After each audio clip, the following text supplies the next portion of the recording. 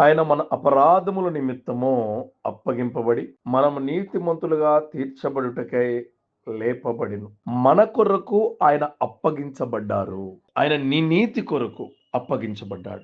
నీ నీతి బాగుండాలని ఆయన నీతిమంతుడుగా అప్పగించబడి నువ్వు అపరాధములు చేసి ఉన్నావు. అపరాధ క్రియల్లో నువ్వు ఉండి ఉన్నావు.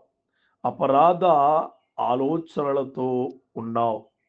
అవన్నీ కూడా దేవుడు నీలోంచి తీసివేయాలని ఆయన తన కార్యాలతో, తన క్రియలతో, తన ఆలోచనలతో నిన్ను గొప్ప చెయ్యాలని ఆయన అప్పగించబడి నువ్వు నీతిమంతుడుగా తీర్చిదిద్దాలని ఆశపడ్డాడు. ఆయన నిన్ను విడిపించాడు. నీకు నీతి రావాలని ఆయన అప్పగించబడ్డాడు. నీకు నీతిగా బ్రతకాలని ఆయన లేవనెత్తబడ్డానికి ఇష్టపడ్డాడు. అందుకే నువ్వు నీతి మూలముగా నీతిమంతుడుగా అప్పగించబడాలి.